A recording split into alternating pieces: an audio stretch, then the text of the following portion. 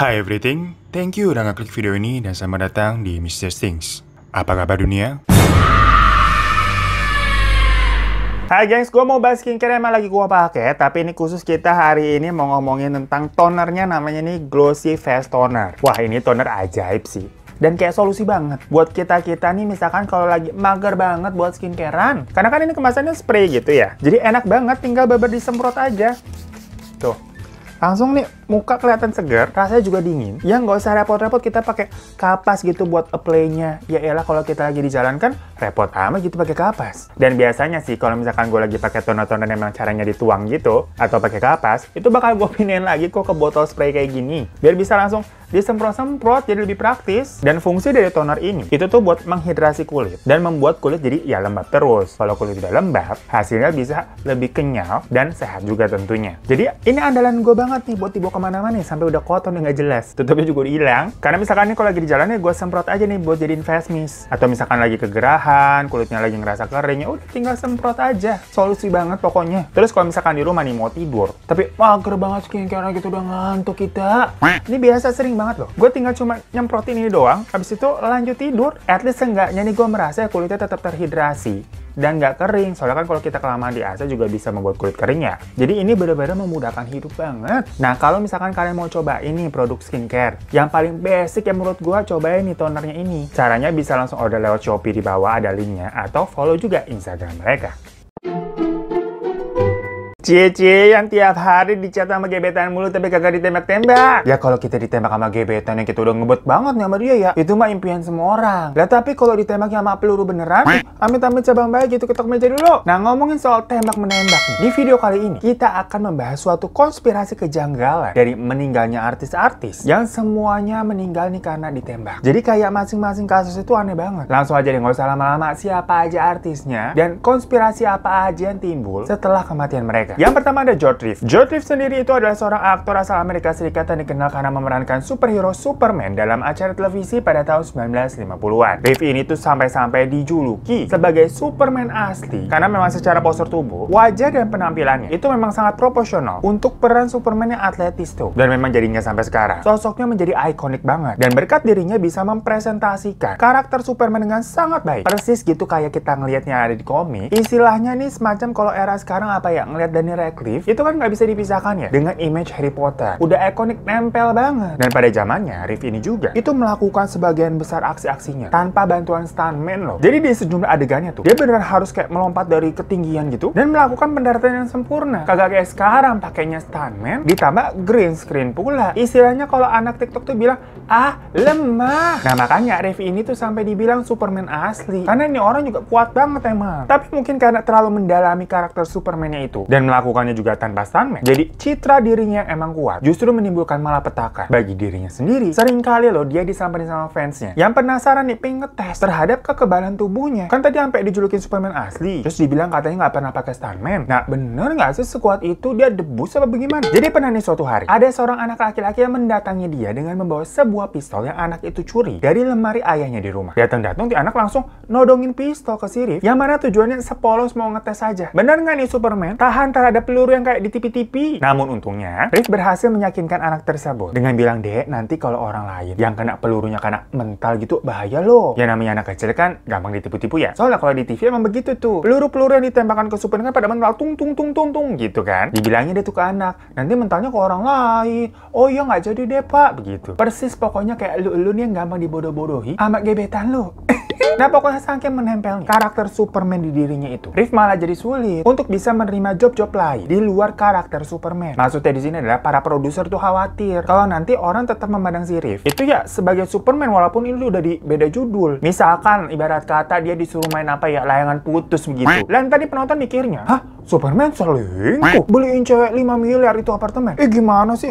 Superhero bejat? Kan nggak lucu ya, padahal kan lebih cerita. Jadi selama karirnya itu, Reeves ini hanya membintangi ya serial Superman doang. Perkara hal brandingan tadi, yang jadinya itu bagaikan kutukan untuk dia. Udahlah berarti kan dapat jobnya cuma jadi Superman doang. Di tahun 1958, TV series Adventure of Superman itu malah harus bungkus alias selesai. Tapi ternyata kutukan Superman itu terus menghantuinya, geng. Dengan berakhirnya episode Superman, berakhir pula kisah hidup dari Reeves. Setahun kemudian, setelah serial TV Superman itu berakhir, pada 16 Juni 1959 di jam 2 pagi, Reeves itu ditemukan dalam kondisi tidak berbusana dan nyawanya udah nggak ada juga di dalam kamar tidurnya sendiri. Pada saat kejadian, di rumah tersebut terdapat 3 orang lainnya, geng. Yaitu ada Lemon namanya yang merupakan tunangannya Riff, serta ada 2 orang lagi sepasang kekasih bernama Carol dan Bliss, yang mereka ini merupakan tetangganya dari Riff. Jadi pada malam itu memang lagi main di situ tuh, minum-minum bareng. Nah, menurut kesaksian mereka bertiga, pas lagi mabora-mabora nih, Riff mengatakan kalau moodnya dia tuh lagi jelek, jadinya dia memilih untuk balik ke kamarnya. Gak lama setelah itu terdengar suara tembakan, dan pas dicek ya tadi tuh, Riff sudah tidak bernyawa di dalam kamar. Di awal banyak nih orang yang menduga kalau Riff ini melakukan aksi bunuh diri kayak semacam stres, depresi dia gitu kan karena speed job. Ya bayang ini superstar yang udah meledak gitu terkenal, tahu-tahu langsung jatuh kagak punya callingan syuting lagi. Padahal dia masih produktif, masih ganteng. Tapi detektif yang menyelidiki tubuhnya Riff itu menemukan adanya beberapa keanehan, seperti adanya luka tembak di bagian pelipis mata kanan. Juga terdapat beberapa luka memar di bagian-bagian tubuhnya Riff. Selain itu, ditemukan juga adanya lubang bekas peluru di lantai kamar tidurnya. Plus ada kejanggalan posisi pistol dan peluru yang jatuh ke lantai, yang membuatnya tampak ini sebuah kasus pembunuhan, bukan kasus bunuh diri. Dari situ ada 3 teori konspirasi mengenai apa sebenarnya yang terjadi dengan Riff ini. Teori pertama adalah tunangannya Lemon itu berusaha untuk membunuh Riff. Diduga memang hubungan Lemon dan Riff itu tidak berjalan lancar dan mereka sering cekcok. Setelah keduanya bertengkar pas lagi minum-minum tadi tuh, Riff itu kan memutuskan untuk masuk ke kamarnya. Nah, di teori ini tuh diduga Lemon menyusul kemudian menembak Riff di sana. Dan dalam upaya untuk menutupi pembunuhan itu, Lemon ini bersekongkol dengan tetangganya tadi untuk membersihkan dan menjemunyikan segala jejak dalam bentuk apapun sebelum akhirnya mereka menelpon polisi 45 menit kemudian. Nah, dugaan ini tuh juga diperkuat dengan beberapa hari setelah pembunuhan terjadi. Lemon ini merusak polis lain di dalam kamar untuk mengambil uang tunai sebesar $4.000 dan buku tabungannya dia juga, di mana di situ sebenarnya uang untuk perjalanan bulan madunya mereka. Jadi kayak ini ada sempat-sempatnya masih mikirin ngambil duit gitu kayak. Padahal kan tunangannya lagi mati, lagi diselidikin. Lanjut kita ke teori yang kedua, yang mana orang yang membunuh Superman itu adalah si produsernya sendiri. Dan teori ini itu menjadi teori yang paling banyak dipercaya orang. Banyak yang menuduh sang produser yang bernama Eddie Mannix itu menyuruh pembunuh bayaran untuk menghabisi Riff. Hal itu didasari karena si Eddie sama Riff ini tuh mempunyai masalah personal terkait skandal percintaan dan permasalahan uang royalti juga gitulah. Jadi mereka ini menjadi semacam kayak musuh, dan hal itu juga memang menjadi salah satu faktor series Superman tadi itu dihentikan. Tapi hal yang sulit dibuktikan dalam teori konspirasi ini adalah bagaimana caranya pembunuh bayaran kok bisa melewati 3 orang di lantai bawah tanpa ketahuan. Kayak jago banget gitu, ini ninja apa bagaimana? Ya tapi kan ini namanya juga konspirasi ya geng. Selanjutnya ada di teori ketiga, yaitu tentunya Riff bunuh diri. Seperti dugaan di awal kalau Riff itu melakukan tembakan bunuh diri karena depresi mengenai karirnya. Tapi banyak banget hal-hal yang janggal kalau memang dia benar bunuh diri. Yang pertama adalah kondisinya tanpa busana. Maksudnya di sini adalah cukup aneh aja. Dia melakukan bunuh diri dengan tidak memakai busana untuk apa? Berarti kan ada adegan dia ngelepas baju semua dulu. Padahal sebelumnya pas waktu mereka lagi minum-minum,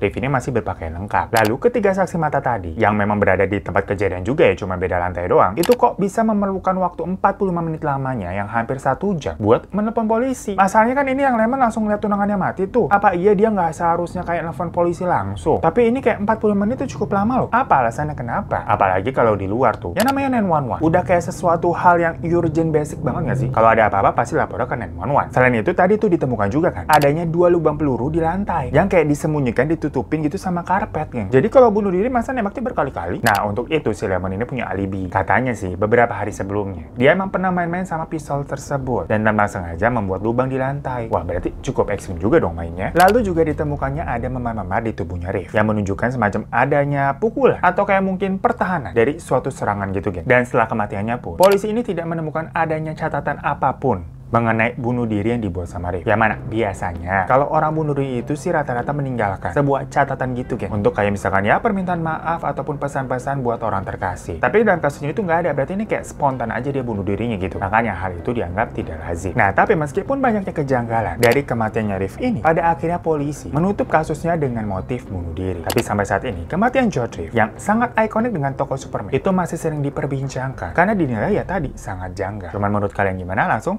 komen di bawah. Artis kedua selanjutnya ada John Lennon yang merupakan vokalis dari The Beatles. Ya udahlah ya, siapa sih yang nggak tahu The Beatles? Karena band ini tuh emang legend banget. Sampai sekarang juga di mana-mana tuh orang masih dengerin lagu-lagunya. Istilahnya nih karya-karyanya nggak bakalan deh lekang sama waktu. Dan sama kayak Superman tadi, kalau udah ngomongin The Beatles nih, pasti identik dengan sosoknya John Lennon. Nah sayangnya, pada 8 Desember 1980, John Lennon ini tuh meninggal dunia karena ditembak sebanyak 5 kali oleh seseorang bernama Mark David Chapman di lorong pintu masuk rumahnya sendiri yang terletak di Dakota, Manhattan, Amerika. Jadi diketahui dari 5 tembakan tadi, 4 peluru berhasil mengenai tubuhnya John Lennon dan satunya lagi tuh meleset. John Lennon yang kritis pada saat itu langsung dilarikan ke rumah sakit di St. Lucas Rosefield Hospital Center untuk mendapatkan perawatan. Walaupun tim dokter udah berusaha buat menyelamatkan nyawanya ya, dengan menggunakan berbagai prosedur seperti transfusi darah dan pemicu jantung, sayangnya memang John Lennon itu tidak bisa bertahan akibat banyaknya luka tembakan yang diterimanya. Hingga akhirnya dia meninggal di usianya waktu itu 40 tahun. Terus siapa sih sebenarnya si Chapman ini? Dan apa motifnya dia menembak John? Nah, diceritakan kalau sebelumnya Chapman ini tuh ternyata merupakan fans beratnya dari The Beatles. Tapi dia mempunyai semacam gangguan psikis dan mulai membenci John Lennon karena katanya dia tidak suka dengan gaya hidupnya John Lennon yang tidak sesuai dengan ekspektasinya. Ya di sini mungkin ala-ala kalau kalian ngeliat artis-artis ataupun para influencer di sosial media yang kalau brand image-nya tuh terlihatnya baik, ramah, soleh, lempeng-lempeng aja begitu. Ternyata aslinya misalkan suka dugem, mabok-mabokan, make obat atau gimana lah. Dimana kan apa yang kalian lihat di layar kaca atau di sosial media itu memang pasti nggak bakalan sama 100%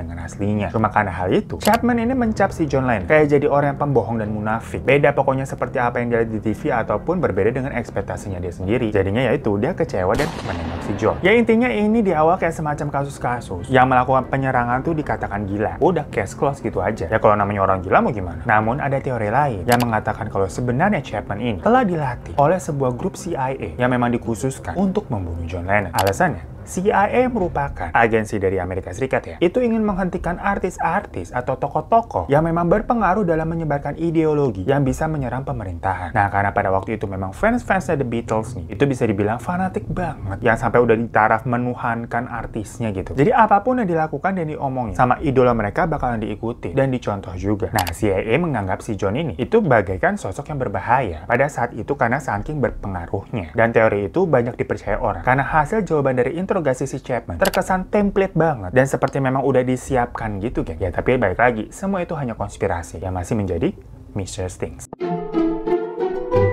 Lanjut yang ketiga, ada konspirasi dari kematian Tupac Shakur yang merupakan seorang rapper terkenal di tahun 90-an. Buat kalian yang anak-anak generasi 90-an pasti pada tahu deh. Dan menurut Guinness Book of Record aja, pada masa itu Tupac ini merupakan rapper tersukses di dunia karena telah berhasil menjual lebih dari 73 juta albumnya, geng. Dan angka itu tentunya terus bertambah ya setelah kematiannya ini. Jadi walaupun dirinya udah nggak ada, tapi karya-karyanya ini masih laku dijual. Padahal selama dia hidup, Tupac ini hanya pernah merilis 4 album aja, geng. Sedangkan 7 album setelahnya itu justru keluar setelah kematiannya. Unik banget ya. Namun, walaupun prestasi dalam bermusiknya itu bagus, nyatanya dalam kehidupan sehari-hari, Tupac ini bisa dibilang banyak musuhnya. Dimana dia tuh sering terlibat dalam tindakan kekerasan, penyalahgunaan senjata api, menembak polisi, bahkan juga pernah dipenjara karena kasus pemerkosaan. Jadi ini sisi lainnya cukup dark ya. Hingga ada kejadian di tanggal 7 September 1996. Waktu itu, Tupac Shakur dan salah seorang CEO dari label rekaman yang bernama Suge Knight itu bersama-sama tuh mereka berdua menghadiri pertandingan tinju Mike Tyson versus Bruce Seldon di MGM Grand di Las Vegas sana. Pokoknya itu kayak semacam pertandingan akbar lah. Dan begitu pertandingan udah kelar nih, mereka pergi tuh dengan menaiki mobilnya si Suge Knight. Dan di belakang mobil mereka itu juga terdapat mobil bodyguard yang mengikuti buat jagain mereka tuh dari belakang. Nah, di tengah perjalanan, mobil mereka tuh sempat dicegat sama seorang anggota gangster bernama Orlando Anderson. Tapi karena kan tadi di belakangnya udah diikuti sama bodyguard tuh, ya jadinya langsung turun dan diatasi deh tuh masanya sama bodyguard. Setelah beres nih, mereka lanjut pergi lagi menuju rumahnya Suge Knight untuk mengambil barang doang. Habis itu pergi lagi nih buat party ke sebuah klub namanya 662 deh pokoknya tulisannya tuh. Jadi tadi mereka ke rumah tuh cuma mampir bentar. Saat mereka pergi lagi tuh lanjut mau ke klub dari rumah, itu tuh waktu menunjukkan pukul 22.55. Lalu di pukul 23.13 kaget gue ada apa suara lagi ngomongin tembak-tembakan, ada petasan. Ada-ada aja hidup. Ya Allah, kalau nggak motor, toto petasan. Gimana kita sport jantung tuh kan, begini nggak berhenti-berhenti. Tunggu bentar ya, gengs. Nah, pokoknya tadi di pukul 23.13 tadi, mobil mereka tuh berhenti di jalan karena lampu merah. Dan mereka juga posisinya masih diikutin sama mobil bodyguard di belakang tuh. Nah, tahu-tahu di samping kiri mobil mereka, itu ada sebuah mobil. Dengan di dalamnya tuh 2 orang gadis. Ini cuekin aja ya, ceritanya tembak-tembakan gitu backsound. Nah, biasa dia tuh ngeliat ada aww di sebelah. Sama Tupac digoda-goda itu kayak begitu, cewek. Gitu kali ya. Tapi tiba-tiba ada sebuah mobil Cadillac muncul yang tahu-tahu menembaki peluru-peluru ke dalam mobilnya si Tupac. Tuh kayak gitu tuh suara dor-dor gitu tuh. Tuh, kayak gitu lagi tuh. Bagus ya ada backsound alamnya. Nah, tembakan-tembakan itu pokoknya sampai mengenai bagian dada kiri, lengan, dan pahanya si Tupek.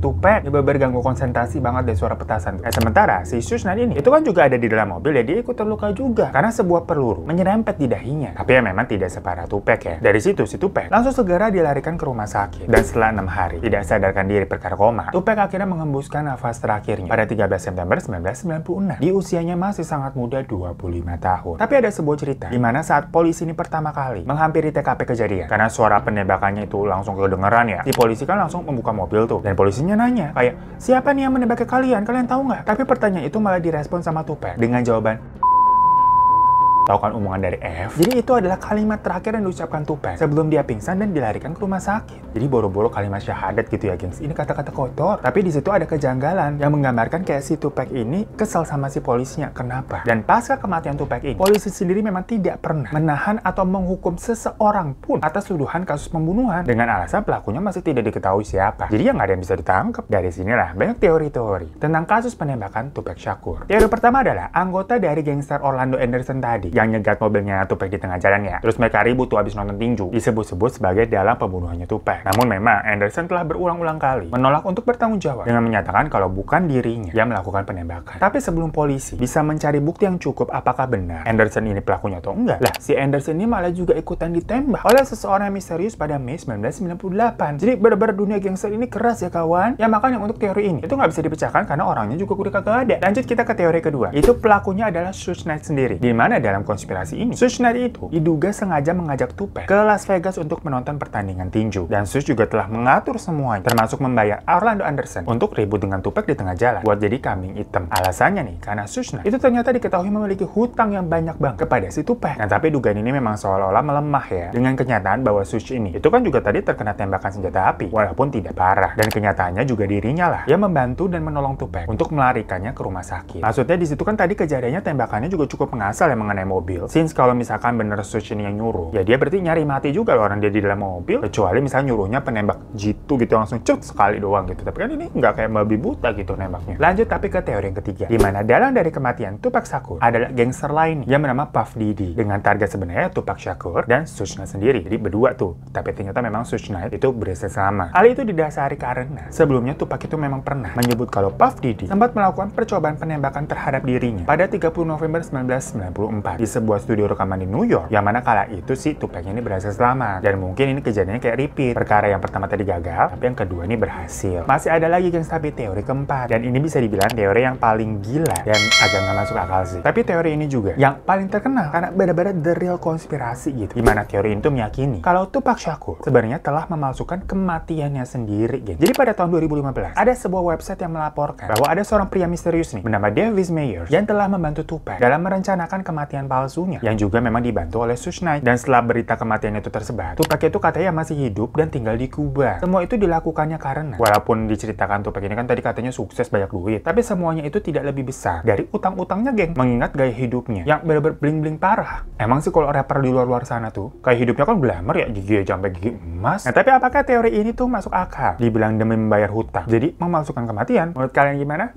Komen di bawah. Next kasus selanjutnya dialami oleh Notorious Big atau yang lebih dikenal dengan sebutan namanya itu Biggie, yang juga merupakan rapper asal Amerika. Jadi Biggie dan Tupek ini sama-sama terkenal geng, yang mana mereka juga awalnya ini berteman, tapi kemudian musuhan dengan cara suka nyindir-nyindiran lewat lagu. Yang 11-12 sama artis ini yang suka sindir-sindiran gitu lewat Instastory. Bahkan ya gengs, Tupek ini pernah mengaku pernah meniduri kekasihnya Biggie. Ya biar bikin suasana makin haridang, panas. Dan sebenarnya dalam teori kematiannya Tupek, nama Biggie sendiri itu juga sempat masuk geng sebagai dalang konspirasi terjadinya. Tapi memang hal itu hilang dan tadi nggak dibahas karena setelah 7 bulan kematiannya Tupek, Biggie meninggal juga dengan cara mirip kayak si Tupek. Dimana waktu itu di bulan Maret 1997, Biggie dan rombongan krunya itu ceritanya pulang tuh dari pesta yang mereka hadiri di Los Angeles. Di situ Biggie menaiki mobil dan duduk di depan tuh tapi di kursi penumpang. Nah saat di perjalanan lagi-lagi mereka berhenti di lampu merah. Di sebelahnya ada seorang pria yang mengenakan jas gitu dari dalam mobil teriak-teriak ke mobilnya Biggie. Nah dikira Biggie itu adalah kayak fansnya begitu mau nyapa. Jadinya si Biggie nurunin kaca buat kayak What's up bro? Begitu. Nah tapi pria tadi itu tahu-tahu langsung mengeluarkan sebuah pistol dan menembaki Biggie karena kan tadi kacanya udah dibuka. Dari situ Biggie langsung dibawa ke rumah sakit terkena tembakan, tapi nyawanya tidak tertolong saat perjalanan ke rumah sakit. Dan dalam teori konspirasinya, beberapa orang mengira kalau dalang dari penembakan lagi-lagi itu adalah si Suge Knight yang marah dan nggak terima karena Suge Knight itu meyakini Biggie adalah memang pembunuhnya Tupac. Ya istilahnya dendam gitu, nyawa dibayar nyawa. Tapi teori lain tuh banyak juga yang meyakini kalau dalang dari kematian Tupac dan Biggie itu adalah orang yang sama, yaitu gangster Puff Diddy tadi. Dimana kan tadi tuh awalnya juga memang Tupac sama Biggie tuh temenan. Nah mereka ini punya musuh yang sama, si Puff Diddy. Tapi pada akhirnya memang Tupac sama Biggie itu udah nggak sahabatan lagi. Tapi ya masih punya musuh yang sama, si Puff Diddy. Dan persis memang seperti kejadiannya Tupac, polisi sampai sekarang tidak dapat menemukan pelakunya siapa. Dan jadinya nggak ada juga yang ditangkap. Dimana semua kasusnya masih menjadi Mr. Stinks. So itu tadi konspirasi dari meninggalnya artis-artis legend yang semuanya tuh kehilangan nyawa dengan cara ditembak. Nah dari masing-masing kasusnya tadi, menurut kalian konspirasi mana yang paling kalian percaya teorinya? Langsung diskusi dan komen di bawah aja ya. Thank you semua yang udah nonton. Jangan lupa untuk klik subscribe di bawahku buat yang belum. Kalau udah terima kasih banyak. Boleh minta like-nya juga dan sampai jumpa di kasus besar selanjutnya.